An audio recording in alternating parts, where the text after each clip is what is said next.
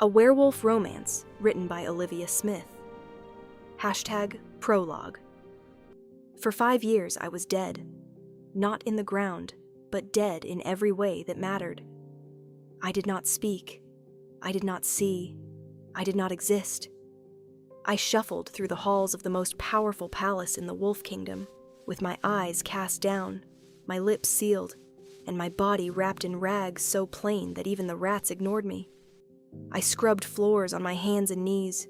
I carried water until my shoulders cracked. I slept in a cupboard smaller than a coffin. And every single day I told myself the same thing. Stay invisible. Stay forgotten. Stay alive. Because the moment anyone truly looked at me, the moment anyone saw past the cracked skin and the empty eyes and the silence I wore like armor, everything I had sacrificed would be destroyed in seconds. 5 years of hiding. 5 years of pretending to be nothing. And then he walked into the room, the Alpha King, the most feared wolf alive. And he looked at me, not past me, not through me, at me. And the world I had built from silence and shadows came apart like paper in the rain. Before we begin, drop a comment below with your country and what time it is right now where you're watching.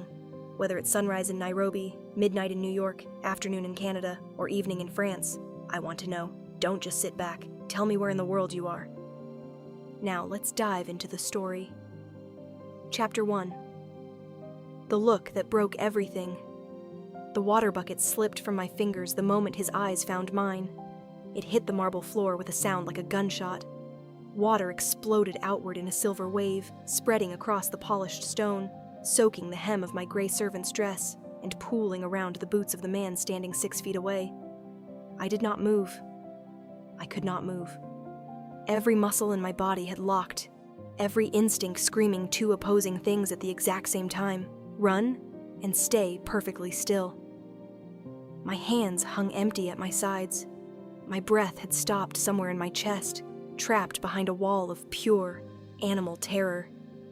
I kept my face blank. I kept my eyes glassy and unfocused, aimed just past his left shoulder the way I had practiced 10,000 times in the dark of my tiny cupboard room, the way I had rehearsed until the emptiness felt natural. But my heart was a drumbeat of panic so loud I was certain every wolf in the hall could hear it. The Alpha King stood in the doorway of the eastern corridor, and he was looking directly at me. His name was Zevrath Kale Morandane. Even thinking it felt dangerous. He was taller than the doorframe almost demanded, broad through the shoulders, in a way that made the air around him feel smaller. His hair was dark auburn, the color of autumn leaves burning at their edges, and it fell past his jaw in waves that looked almost casual, except for the authority radiating off every inch of him. His eyes, and this was the thing no one had warned me about, the thing I had stupidly allowed myself to forget. His eyes were the color of fractured amber, gold and brown, and something ancient burning underneath. They were not the eyes of a man who missed things. They were the eyes of a predator who cataloged everything, filed everything, forgot nothing. And those eyes were on me, not on the spilled water, not on the ruined floor, on me. My disguise was a living thing I wore every moment of every day. The clouded, unfocused gaze of a woman who could not see clearly. The slack jaw and parted lips of a woman who could not form words. The shuffling, rounded posture of a woman so broken and insignificant she barely occupied space. I had worn it so long it no longer felt like pretending. It felt like breathing.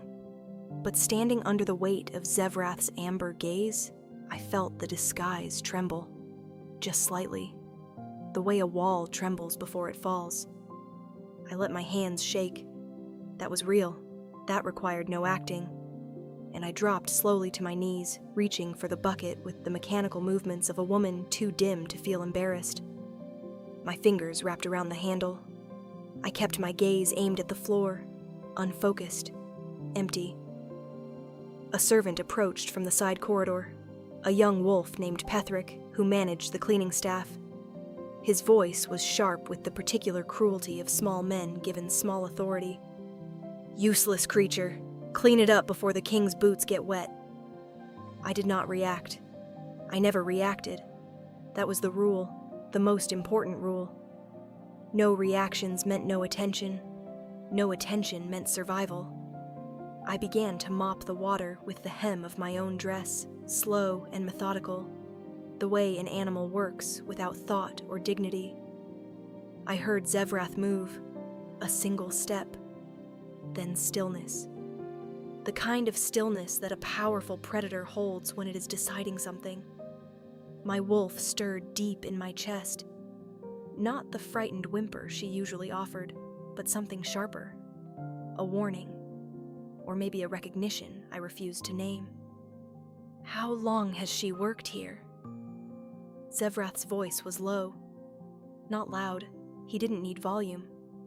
It was the kind of voice that filled rooms without trying. The kind that made subordinates straighten their spines before they even registered why.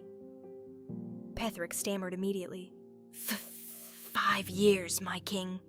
She came with the Eastern acquisition. "She's mute, sir. Blind as well. Can't see more than shapes and shadows. Harmless. Good for basic cleaning, nothing more. 5 years. Harmless. Nothing more." The words landed on my skin like stones I had learned to carry without flinching. I had written that story myself. I had handed it to every person in this palace, and watched them accept it without question. Because who looks closely at broken things? Nobody. Nobody looks at what they have already dismissed. Zevrath said nothing for a moment. The silence stretched, thin and unbearable. My hands kept moving, kept mopping, kept performing the mindless task. Then he spoke again, and this time his voice was quieter. Softer, almost. A register that made the hair on the back of my neck rise. "Look up," he said. Not to Petherick, to me. My hands stopped. The whole hall seemed to stop. Servants froze mid-step. Even the torches on the walls seemed to hold their breath. I did not look up. I kept my gaze on the wet floor, kept my expression empty, kept the mask firmly in place. "She can't hear you either, my king," Petherick said hastily. I said look up." The command was quiet. Absolute. And God help me. My eyes moved. Not all the way. Just a fraction. A reflex so small I prayed no one caught it. But Zevrath caught it. I saw his boots shift in my peripheral vision. One step closer. Then he crouched down, bringing himself to my level, and I felt his presence like heat from an open flame. "There you are," he murmured, so quietly only I could hear. And my disguise, my beautiful, carefully constructed disguise, cracked straight down the middle. Chapter 2. I was not born silent. I was made that way, carved into quiet by necessity, the way a river carves stone. Not overnight, not in a single moment of decision, but slowly, painfully over the course of a single, terrible week 5 years ago, when I understood that the person I had been would get me killed. My name, my real name, was Solvain Ashtreth, daughter of Alpha Caelric Ashtreth of the Duskmere Pack. I had grown up in a stone manor house surrounded by pine forest, with a father who laughed too loudly, and a mother who braided silver ribbon into my hair every morning before training. I had been trained to fight, to lead, to inherit. I had been trained to be an alpha female, the kind of wolf who walked into rooms and felt the air shift in response. I had been strong, certain, loud in all the ways that mattered. And then my father's closest ally, a wolf named Dravis Thornmout, the pack's beta and my father's blood brother, drove a knife into my father's throat during a peace council and burned our manor to the ground while my parents slept. I was 17. I had gone to the river that night because I couldn't sleep, some restless instinct pulling me out of bed and into the cold. That instinct saved my life and has haunted me ever since, because I stood at the river and watched the smoke rise from my home and did not run back. I understood in the way that prey understands a trap after it has already closed, that running back meant dying beside them.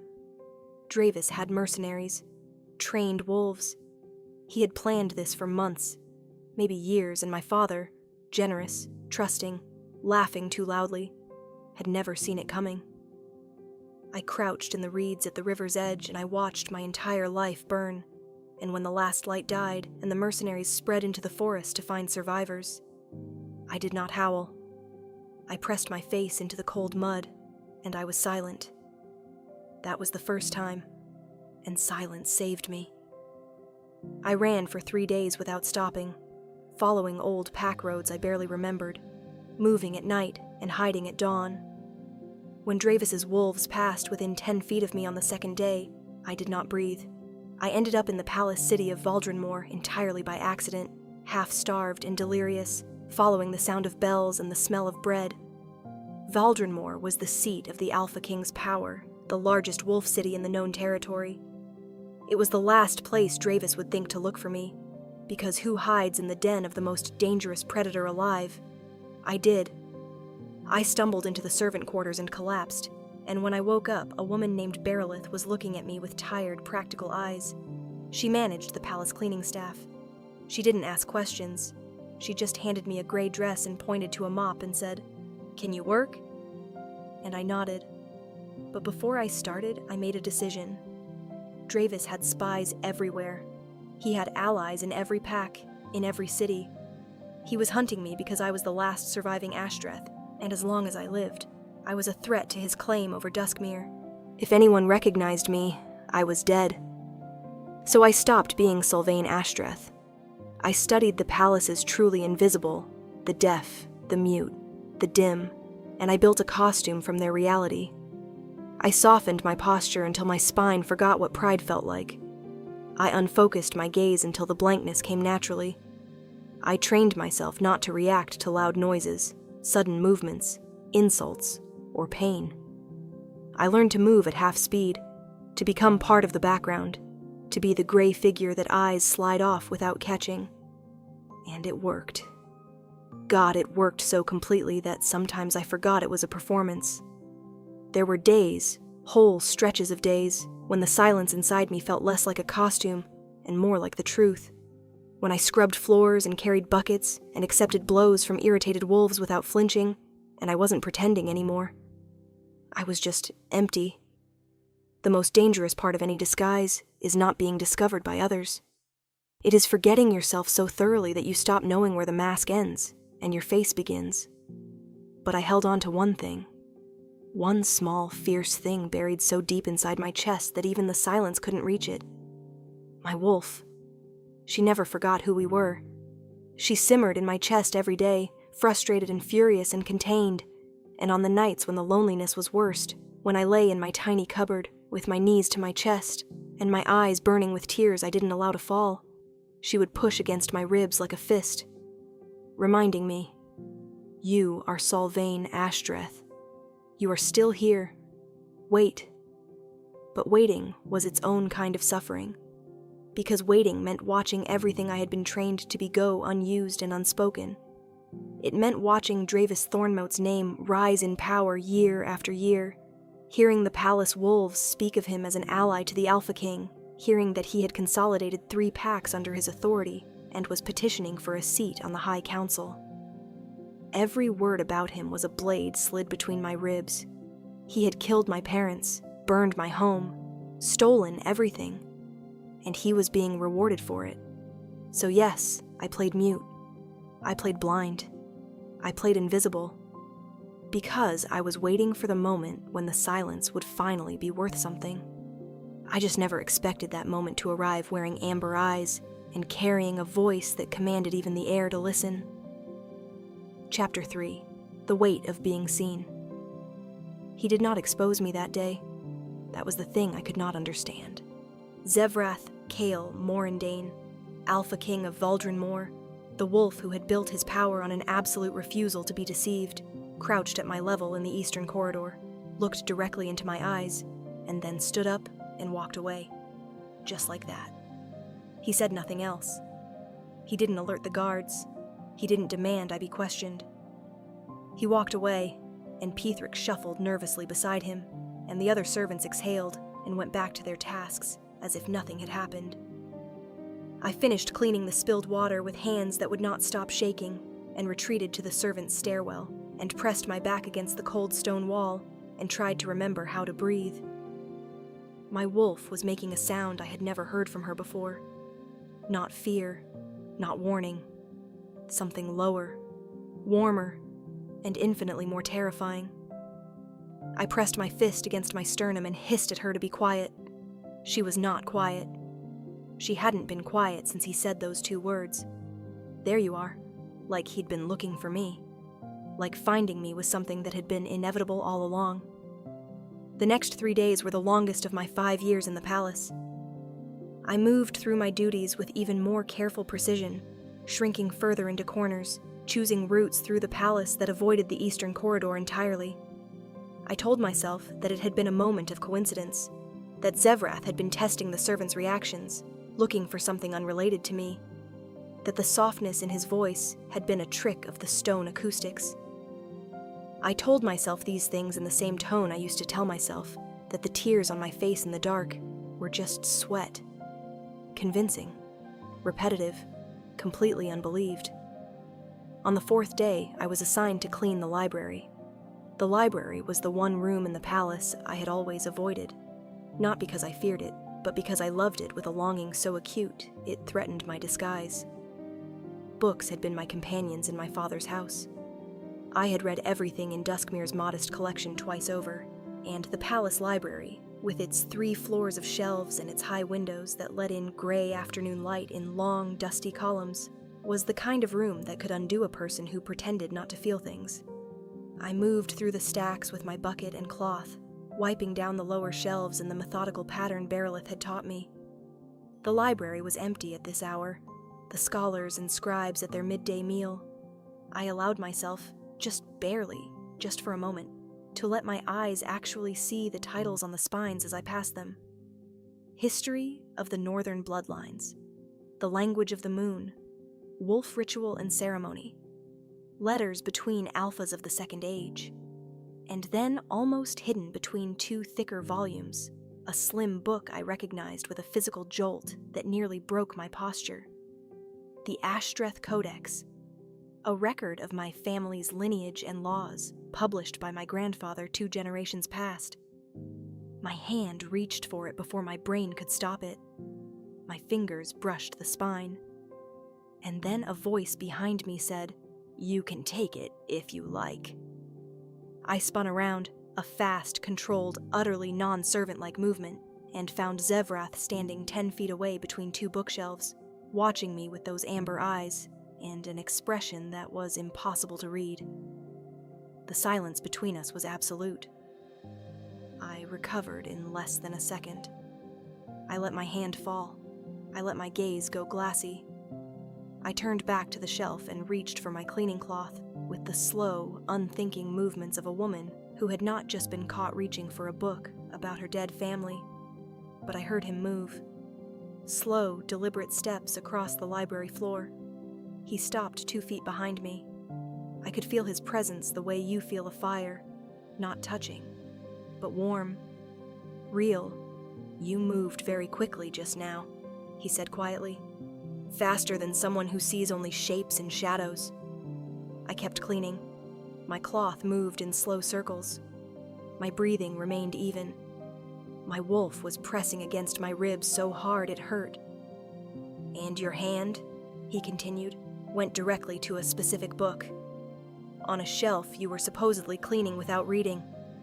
In a library you've reportedly never entered before." He paused. I heard the soft sound of him reaching past me, pulling the book from the shelf. He turned it over in his hands. "The Ashtreth Codex," he said, reading the title aloud. "Interesting choice for a woman who cannot read." I said nothing. Of course I said nothing. But my silence felt different now. Not empty, heavy. He set the book down on the shelf in front of me, cover up, title facing outward.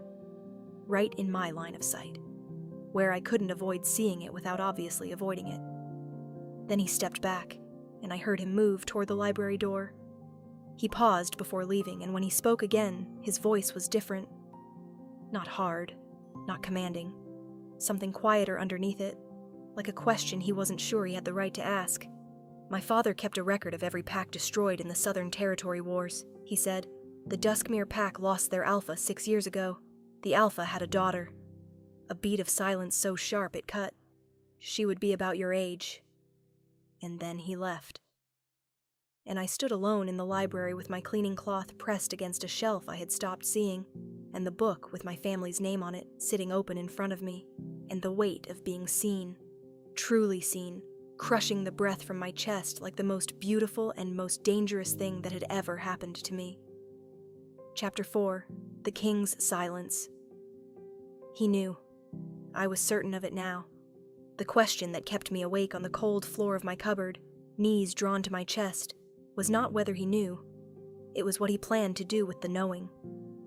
Zevrath Kale Morandane had a reputation built from 4 things: intelligence, patience, absolute loyalty to the truth, and 0 tolerance for deception within his walls. Every servant in the palace knew the story of the court spy who had infiltrated the kitchen staff 7 years ago. Zevrath had discovered him within 3 weeks, not through dramatic confrontation or torture, but simply by watching, by waiting, by letting the spy reveal himself through the 1,000 tiny inconsistencies that even the best liars cannot scrub from their behavior. Then he had the spy escorted to the border and expelled, alive, but stripped of everything. I don't punish ignorance, Zevrath had reportedly said, but deception practiced under my roof is an insult I do not forgive. I had been practicing deception under his roof for 5 years. The math of my situation was not encouraging. And yet, 5 days passed after the library, then 10. Zevrath did not summon me. He did not expose me. He did not change my routine or restrict my access to any part of the palace. Life continued exactly as before, except for one thing. He was watching me. Not obviously. Not in a way that the other servants noticed or that would attract comment. But I noticed, because noticing things was how I had survived. I would be scrubbing the corridor near the throne room and feel at the edge of my deliberately unfocused vision the still figure of the Alpha King at a window or in a doorway, watching me work.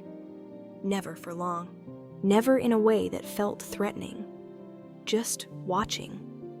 The way you watch something you are trying to understand. The way you study a lock you don't yet have the key to. It should have frightened me. It did frighten me, but it did something else too. Something I had no business allowing it to do. It made me feel real. For 5 years I had performed invisibility so successfully that some days I wondered if I had disappeared entirely. Not just from other people's sight, but from my own. The woman who cleaned floors and carried buckets and slept in a cupboard, was she still Solvain Ashtreth?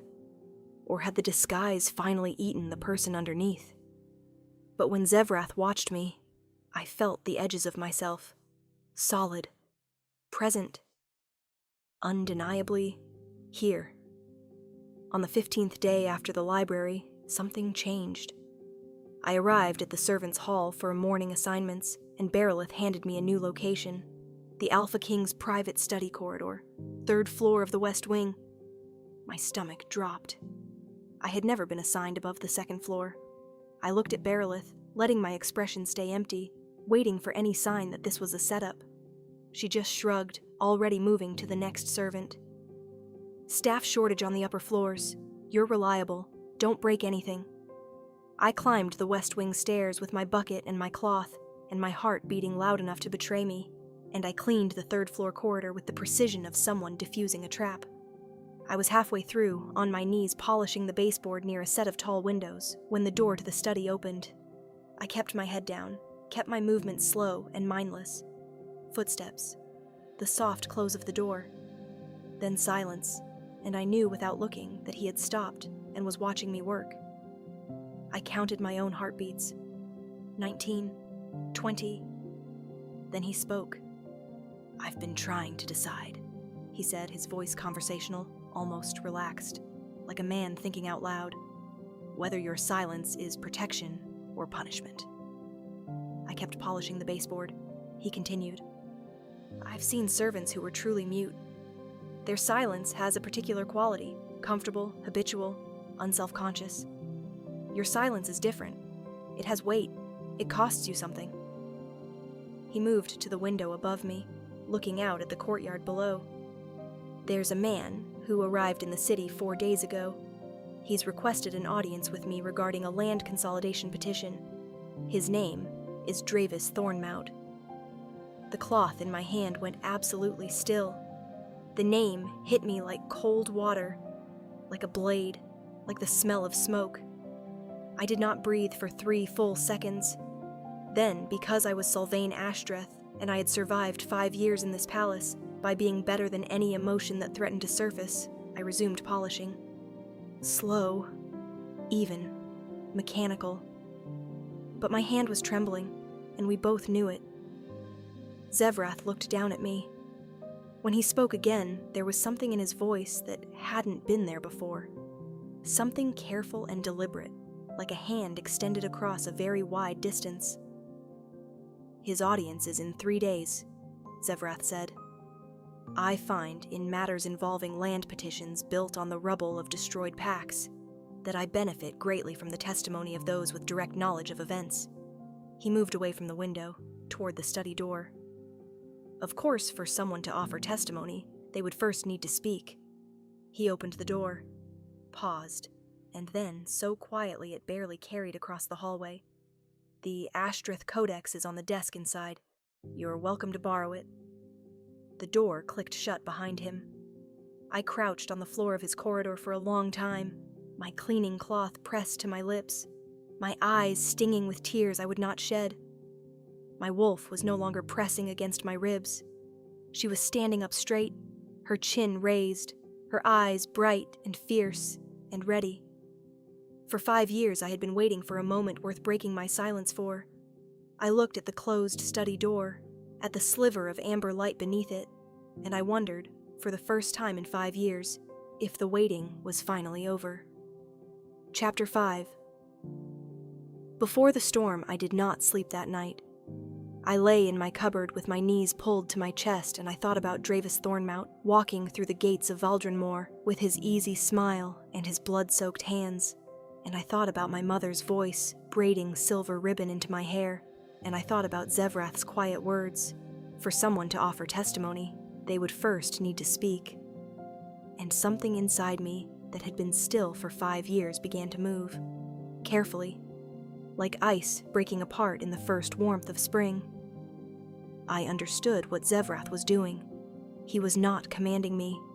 He was not exposing me or threatening me or forcing my hand. He was opening a door and stepping back and letting me choose whether to walk through it. That was not what powerful men did, in my experience. Powerful men demanded. They took.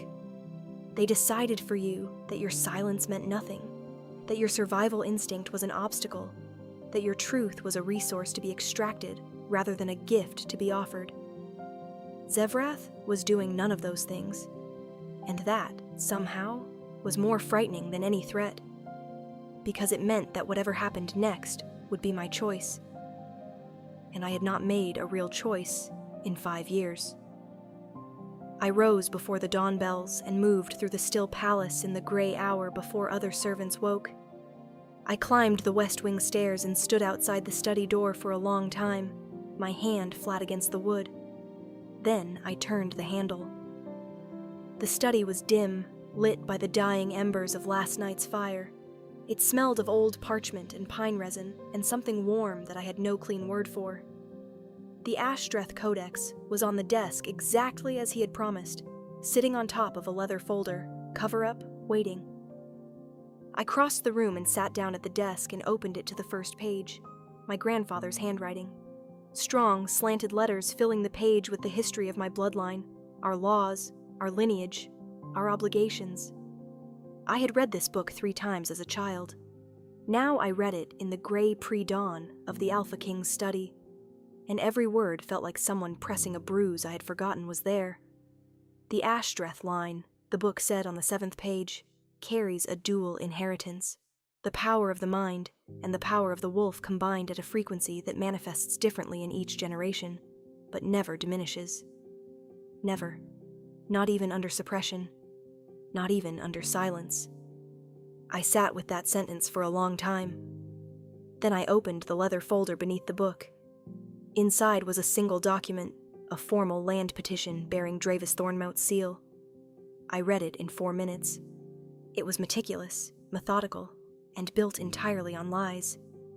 It claimed that the Duskmere pack had collapsed due to internal instability, that Alpha Kaelric Ashtreth had died of illness, and that Dravis, as the beta who had stepped up to prevent chaos, had rightfully assumed authority over the territory and its 3 neighboring packs. Illness. My father, who could bench press a tree trunk, who ran 40 miles before breakfast, who laughed at death and held my mother like she was the only precious thing in the world, had allegedly died of illness.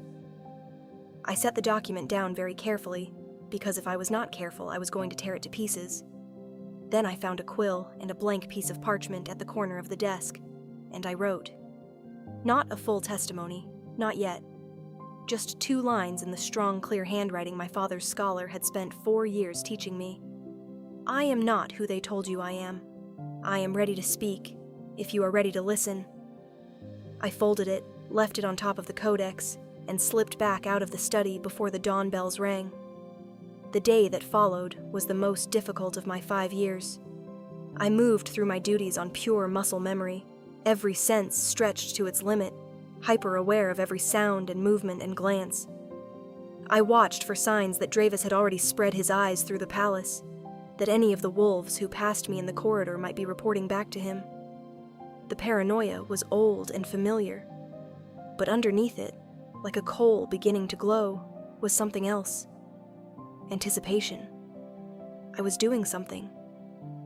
After 5 years of endurance, of pure passive survival, I was finally doing something.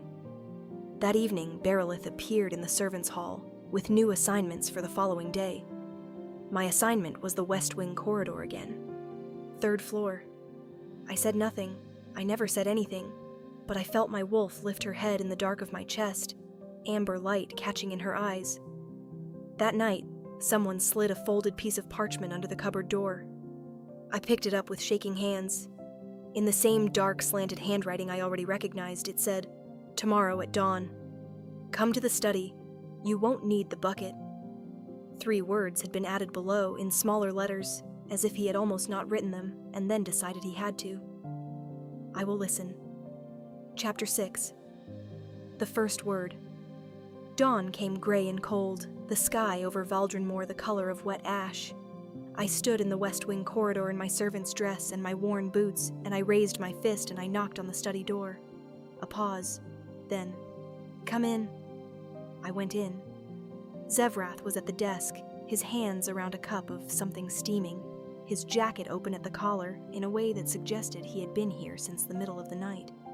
He looked up when I entered, and his expression was perfectly, carefully neutral.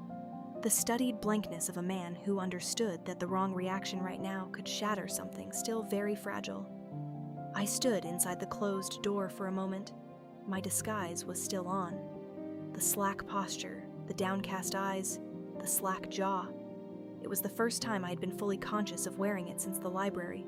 I looked at Zevrath's face, patient, watchful, genuinely still, and I made a decision. I straightened my spine. I lifted my chin. I focused my eyes, letting them see clearly for the first time in 5 years in the presence of another person. And I watched his face register all of it, the shift in posture, the sharpening of gaze, the whole transformation from invisible servant to someone else entirely. And I watched him hold perfectly, carefully still. The silence stretched.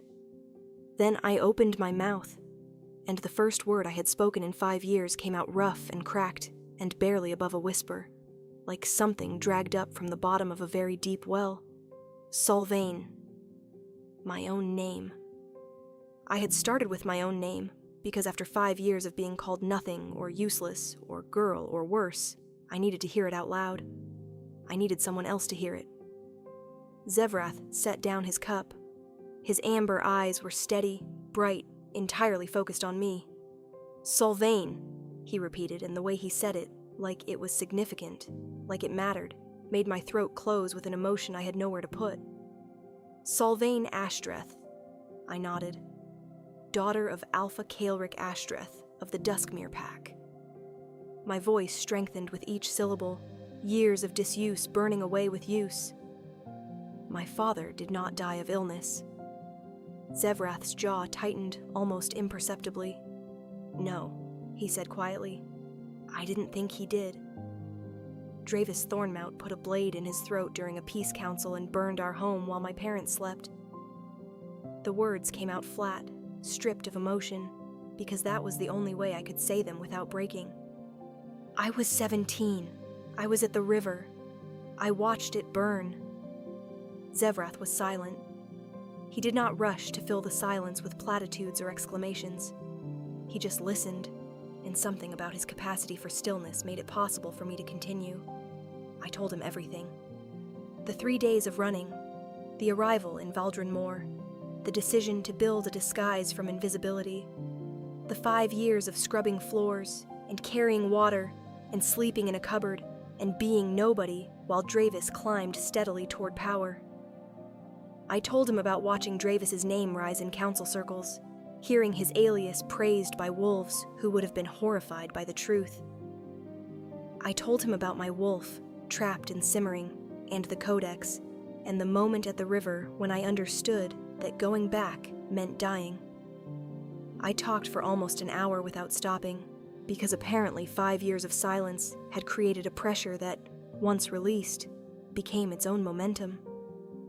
Zevrath listened to all of it without interrupting. His expression was not pity. I would have stopped talking immediately if it had been pity.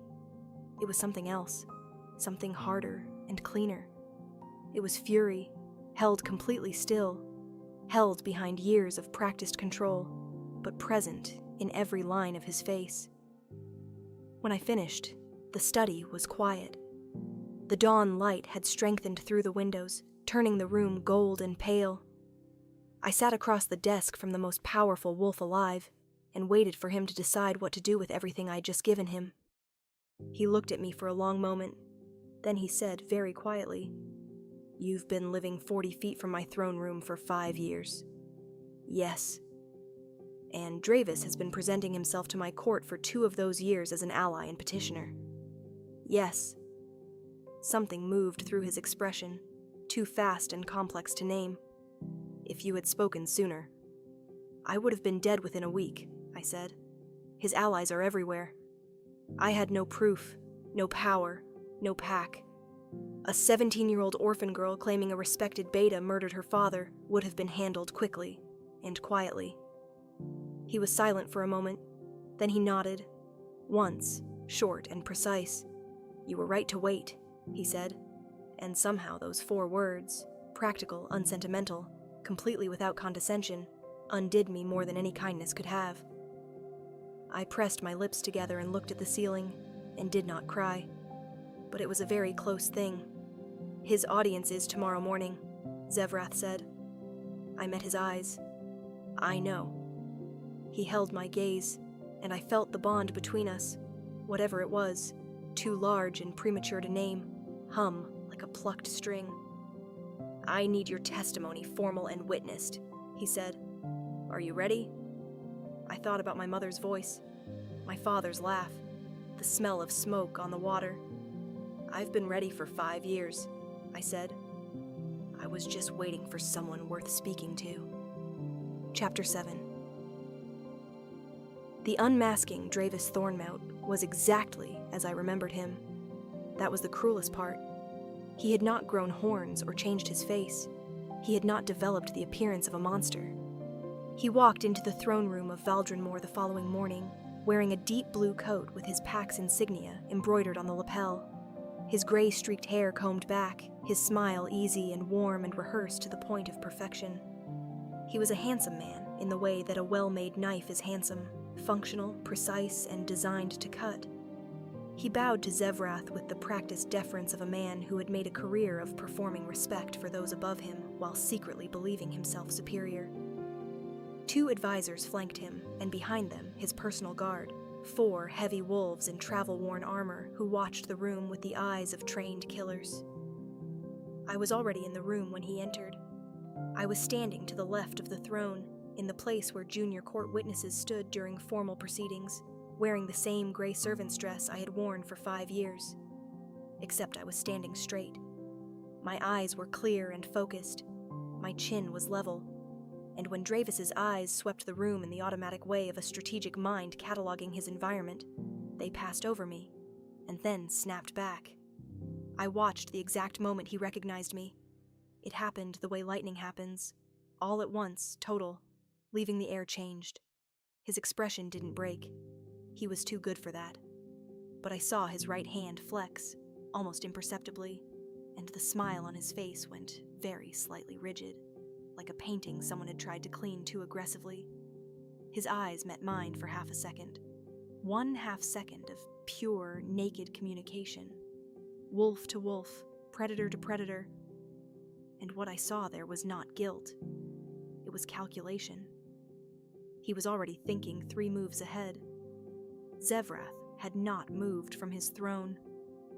He was watching Dravis with the same amber eyes and the same studied neutrality he had turned on me in the library, and I knew I had learned to read those eyes in the past 24 hours, that he had seen the recognition too. "Dravis Thornmout," Zevrath said, "welcome to Valdrenmoor." "My king," Dravis bowed again, his voice warm and easy. "It is an honor, as always." "We'll hear your petition shortly," Zevrath said. "But first I have a matter of protocol to address." He gestured to me. "A formal witness has been called in relation to your petition." Dravis's gaze returned to me, and this time he let it rest there, assessing. His smile remained. "A witness?" he said. "I wasn't informed." "It's my prerogative," Zevrath said simply. "As king." A beat. Dravis inclined his head. "Of course, my king. And who is this witness?" Zevrath looked at me. The whole room looked at me. I felt the weight of every eye in the throne room, advisors and guards and scribes and court officials, all waiting. For 5 years I had spent every moment trying to ensure that no one looked at me.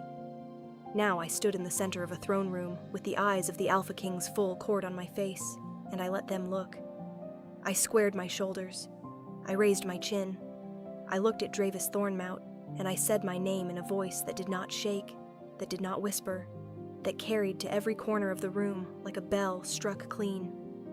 My name is Solvain Ashtreth, daughter of Alpha Kaelric Ashtreth of the Duskmere Pack, rightful heir to the Duskmere territory, and the only surviving witness to the murder of my father and mother by the man standing before you. The silence that followed was total and absolute, and Dravis Thornmoat's smile finally broke. What followed was not a battle. Not yet. It was better than a battle. It was a dismantling. I presented my testimony before the court with the clarity and precision of someone who had rehearsed every sentence 10,000 times in the dark, because I had. I laid out the timeline, the evidence, the pattern of lies Dravis had constructed over 6 years to legitimize his claim. Zevrath's scribes wrote every word.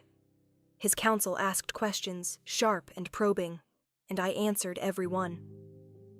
Dravis tried 3 times to interrupt, first with a calm challenge to my credibility, then with a suggestion that I had been traumatized and confused, then with the barely veiled threat that powerful allies would contest any proceeding that targeted him unfairly. Zevrath silenced him each time with a single word. No. Just no. Clean, final, absolute. Dravis's composure deteriorated in real time, layer by layer, like paint blistering off a wall. By the time I finished speaking, he was no longer smiling. He was looking at me the way he had looked at my father the night of the Peace Council, I imagined, with the cold, flat assessment of a man deciding whether someone needed to be removed. But he was not in Duskmere now. He was in Valdrenmoor, and the Alpha King was watching. The session was paused for deliberation. Dravis and his guards were held in a secure antechamber. politely, firmly, with 6 of Zevrath's personal guards stationed at the door. As the court cleared, I stood in the emptying throne room and felt the adrenaline begin to drain from my body, leaving behind a trembling exhaustion so profound, my vision blurred at the edges. 5 years. I had carried this for 5 years, alone, in silence, in a cupboard with the rats. Zevrath descended from the throne as the last advisor departed and crossed the floor toward me, and I had just enough warning to think I should probably maintain some dignity before my legs decided they were done, and I began to sink toward the floor. He caught me, one arm around my back, quick and steady, holding me up with a matter-of-fact competence that asked nothing from me in return. I gripped the sleeve of his jacket and breathed, just breathed, until the trembling eased. He didn't speak. He just held me steady. When I finally lifted my head, his face was close, his amber eyes level with mine, his expression carrying that complicated thing I was beginning to understand was what Zevrath Morandane looked like when he felt something he hadn't prepared himself for. "You were magnificent," he said quietly. It was the most I had ever felt like myself in 5 years. Chapter 8, Reckoning and Revelation. The deliberation lasted 2 days. During those 2 days, Zevrath's council reviewed every document related to the Duskmere territory consolidation, every petition Dravis had submitted, every alliance agreement bearing his seal. I was housed in a proper room, a real room with a window and a real bed and a pitcher of water that didn't smell of iron, by Zevrath's direct order. I sat on the edge of that bed for almost an hour before I could bring myself to lie down on it. Berilith had found me that first evening, her practical face carefully arranged into an expression that couldn't quite decide between confusion and approval. "Did you know?" I asked her. She studied me for a long moment. "I knew you weren't what you said you were," she said finally. "But people come here broken for different reasons. It wasn't my place to dig." She paused. "For what it's worth, you were my best cleaning staff. Shame to lose you." I laughed, a short, startled sound that surprised us both. It was the first laugh I had made in 5 years. It sounded strange. I decided I needed more practice. On the morning of the second day, Zevrath sent for me. I came to the study, and this time I sat across the desk from him as an equal, not a servant, my spine straight, my eyes clear, my hands folded in my lap with the deliberate composure of a woman who had been raised to hold a room. "Dravis has confessed," Zevrath said. The words landed with a finality that made my breath catch. Not fully and not willingly. But the evidence was sufficient that confession was more strategic than denial. He admitted to organizing the attack on Duskmere. He admitted to ordering the deaths of your parents. I sat with that for a moment. Sat with the strange, complex weight of hearing the truth, confirmed by the man who had tried to bury it under 6 years of lies. I had known. I had always known. But there was a difference between knowing and having it spoken aloud in a room full of witnesses. "What happens now?" I asked. "He will stand trial before the High Council," Zevrath said. "His titles will be suspended pending the outcome. The 3 packs he consolidated will be placed under provisional protectorship." He paused. "The Duskmere territory, your father's territory, will be returned to the Ashtreth bloodline." I looked at him. There is only one person in the Ashtreth bloodline. "Yes," he said simply. Something shifted in the room. Something I had been carefully not naming for 2 weeks pushed itself forward and demanded to be acknowledged. My wolf was warm and steady and completely, unhelpfully certain about things I had no framework for. "I need to tell you something," I said. Zevrath's amber eyes focused. "The night my father was killed, 3 months before, he told me something. He said he had received a proposal from another Alpha House, a formal proposal, for an alliance through mating." Zevrath was very still. "He didn't tell me who," I continued, "because I was 17 and he thought I'd argue. But he said it was someone he respected, someone he called a wolf worth building a future beside." I held Zevrath's gaze. The Ashtreth Codex records all formal proposals made to the bloodline. I read the entry in your study that first morning. The silence stretched between us, and in it, everything was said without being said. Zevrath had proposed a formal alliance with my father 6 years ago. Before the murder, before the burning, before everything. And the murder had prevented the alliance from ever being formalized, which meant Dravis had possibly known about it, possibly considered it a threat. A young Alpha King allied with the Duskmere bloodline would have been a significant obstacle to a beta planning to seize the pack. Dravis knew, I said quietly. Zevrath nodded, his jaw tight. He did. That was part of why he moved when he did. Yes, I looked at the window, at the pale sky beyond it. So many things cascading backward from a single act of violence. My parents, my home, my 5 years of silence, my wolf caged and simmering, every cold morning and lonely night, and bucket of soapy water. All of it tracing back to a single moment of greed and cowardice. I felt my wolf stir, and this time she didn't push against my ribs with frustration. She simply stood beside me, steady and present, waiting to see what I would do with the space that was finally opening in front of me. I want to go home, I said, to Duskmere. I want to rebuild it. I want to reclaim my father's territory and build something that honors what he was. Zevrath stood and moved to the window, his back to me for a moment. When he turned, something in his expression had shifted. Not the careful neutrality he used for court, but something unguarded and real. The Ashtreth Codex records proposals, he said. It also records whether those proposals are open or closed. I waited. Your father marked it open, Zevrath said quietly. He never closed it. My wolf made a sound I had no name for. Not a whimper, not a snarl, but something in between.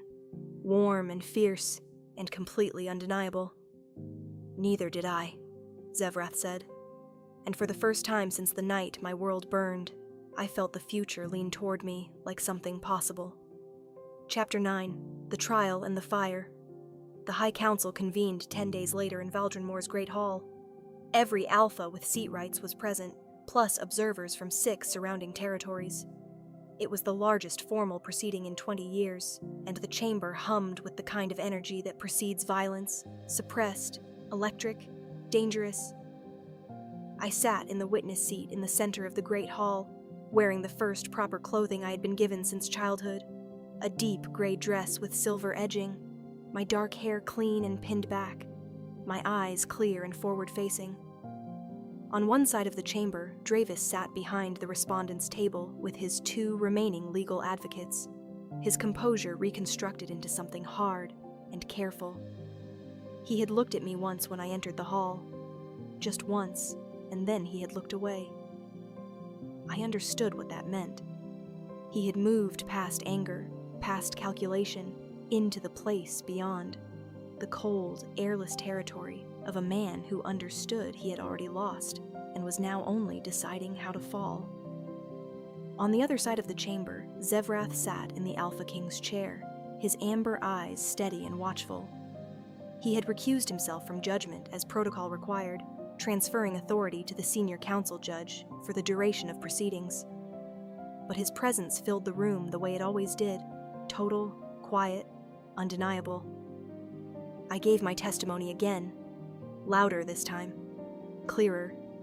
Every sentence calibrated for the room, for the council members who needed to understand not just the facts, but the weight of them. The 6 years of lies, the 3 packs consumed under false authority, the 17-year-old girl who had scrubbed floors 40 feet from the throne for 5 years because there was no safe way to speak until now. I spoke for 40 minutes. When I finished, the Great Hall was silent. Dravis's advocates presented their defense, technical, procedural, built from the same scaffolding of misdirection Dravis had been constructing for years. It was good work in the way that a well-built prison is good work. It might have succeeded in a different room, with different listeners, without the year's worth of documentation Zevrath's council had quietly assembled. But 3 council members had been present at the original Duskmere Peace Summit. They remembered Caelric Ashtreth. They remembered voting to approve the summit's agenda, which included no discussion of leadership transition and bore no indication that the Alpha was anything other than healthy. Their testimony was quiet and devastating. After 2 hours of deliberation, the head judge rose. "Dravis Thornmote," he said, "this council finds." Then everything broke at once. One of Dravis's guards moved, not toward the door, but toward me. He was fast, trained, and deliberate, with the single-minded speed of someone following a contingency plan. He crossed 12 feet of open floor between us before the hall's guards could respond, and his hand wrapped around my arm, dragging me out of the witness seat with a force that made the world tilt. A knife appeared against my throat. Cold steel, the flat pressed against my pulse point, not cutting yet, but promising. The hall erupted, council members on their feet, guards drawing weapons, voices shouting. Dravis stood behind his table with an expression of theatrical shock that convinced no one. "Nobody move," the guard holding me said, his voice rough and controlled. "The woman comes with us. Any wolf that follows." He didn't finish the thread. He didn't need to. The knife was sufficient. I felt my wolf surge with a fury so complete, it blinded me for a half second. 5 years of survival. 5 years of staying still, staying quiet, staying invisible. 5 years of swallowing every instinct and every reaction and every scream. And this man thought he could put a knife to my throat. I went completely still. The guard's grip tightened, interpreting my stillness as compliance. He was wrong. I had spent 5 years learning to be still as a strategy, as a weapon. This was different. This was the stillness before transformation, before the shift, before the wolf who had been waiting for 5 years finally stopped waiting. My wolf rose in one clean, violent movement, and I shifted, not fully, not slowly, but in the explosive partial shift I had learned from Zevrath over the last 10 days of training, the one that turned my arms to something stronger and my hands to something that didn't care about knives. The guard lost his grip. I twisted free, my elbow slamming back into his jaw with a crack that echoed off the stone walls. He went down hard. I stood above him, half-shifted, breathing hard, my eyes blazing with the amber light I'd inherited from a lineage that did not break. The hall was frozen, every wolf in the room staring. Dravis stared, his theatrical composure finally, completely gone. Then Zevrath's voice cut through the silence, not loud, not shouting, but absolute. "Take him!" His guards moved. It was over in seconds. Dravis was shackled before he reached the door, and I stood in the center of the great hall of Valdrin Moor, fully visible, finally seen, and I did not look away from a single face. Chapter 10, The Dawn of Her Own Name. The head judge completed his verdict the following morning in a session that lasted 11 minutes.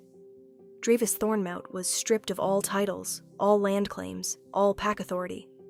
He was exiled beyond the eastern border with an iron collar around his throat, the kind that suppressed the wolf, that made a powerful predator into something lesser, something helpless.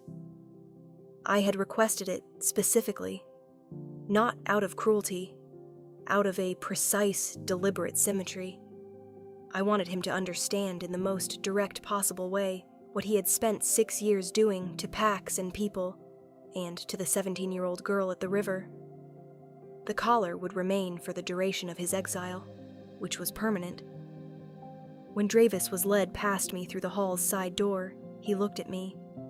His eyes held something I hadn't expected. Not defiance, not hatred, but a kind of exhausted recognition. The look of a man who had built everything on sand and was now watching the tide come in. I didn't speak to him. I didn't need to. My silence this time was not a disguise. It was a choice. And that made all the difference. Outside the great hall, in the courtyard, where winter light came down pale and clean through a sky the color of river stones, Valeth, Zevrath's second-in-command, who had become something close to a friend over the last 2 weeks, handed me a cup of something hot and stood beside me without speaking, which was exactly what I needed. Rebuilding Duskmere was not a single day's work. It was not a single season's work. It was the work of years, and I knew it going in, and I chose it anyway, because the alternative was letting my father's territory remain a wound in the land, a story with no ending. I returned to Duskmere 2 months after the trial, leading a delegation that included 3 pack officials, a land assessor, and a half-dozen wolves who had been exiled from their home territories and were looking for somewhere to belong. The manor house was gone, burned to the foundation, but the land was still there.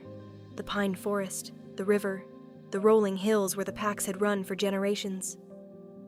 I stood at the edge of the tree line on the first morning, breathing in the cold, familiar air, and I felt my wolf lift her head and make a sound that carried across the open land and echoed back from the hills. Not a howl of grief, a howl of return. I had been born here.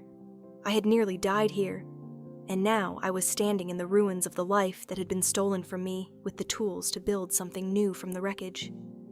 The ache of loss did not disappear, but it took its proper place as the foundation beneath everything I was going to build, not the ceiling above it. Zevrath came to Duskmere on the first day of spring. He came alone, or almost alone, 2 guards at a respectful distance, and he arrived at dusk when the sky was streaked with copper and the new packhouse walls were half risen from the foundation. He found me on the building site, covered in sawdust and dirt, my sleeves rolled to my elbows, arguing with the head builder about the orientation of the eastern windows. He waited until the builder had retreated before he said anything. Then he said simply, "You look well." I looked down at my sawdust-covered self and raised an eyebrow. "You're a very generous observer." He smiled, and it was the rarest and most complete thing I had seen from him, unguarded, real, reaching his eyes. He crossed the building site and stood close enough that I could feel the warmth of him in the cool evening air, and he held out his hand. In his palm was the slim leather folder I had seen in his study, the one with the Ashtrith Codex, but it was open to the page with the proposal entry, and beneath his 6-year-old notation, someone had added a new line in fresh ink, in his handwriting. I read it, and my wolf made that warm, fierce, unnamed sound in my chest again. "Will you finish what your father started?" Not a command, a question, an open door. I looked up at him, this wolf who had seen through my disguise in a corridor and chosen silence over exposure, who had opened doors instead of forcing them, who had listened when I finally spoke and built a case around my testimony instead of a cage around my history. He was not a perfect man. I had learned that over months of proximity, he was impatient sometimes and had a stubborn streak that made the advisors grind their teeth, and he held his grief inward in ways that would eventually need to be dismantled the way mine had. But he was real. He was present. And he looked at me the way a wolf looks at something he has chosen completely and without reservation. "My father would have said yes immediately," I said. "He trusted his instincts." "And you?" Zevrath asked. "I trust mine," I said. "I just take longer to listen to them." I took his hand. His fingers closed around mine. The copper sky was deepening to violet above the half-risen walls of my home, and somewhere in the forest, a wolf, one of my new pack members, howled once, clean and clear, and the sound carried across the Duskmere hills and faded into the growing dark. 6 months later, we stood in the completed pack house under a canopy of pine branches, mated before both packs, Wandering Fangs and Duskmere combined. A year after that, I was standing in the same courtyard, packed now with wolves, alive with voices and laughter and the smell of wood smoke, holding a daughter with her grandfather's silver-streaked dark hair and her father's amber eyes. We named her Kaelrith, after the man who had loved my mother and taught me to read and laughed too loudly and trusted the wrong brother and died for it, and whose daughter had spent 5 years invisible and silent and waiting for the moment worth breaking it all for. She looked up at me from my arms with those amber eyes and made a small, imperious sound that my wolf answered with pure, helpless adoration. Zevrath appeared at my side, his shoulder warm against mine, and looked at our daughter with an expression that undid every remaining wall I had ever built.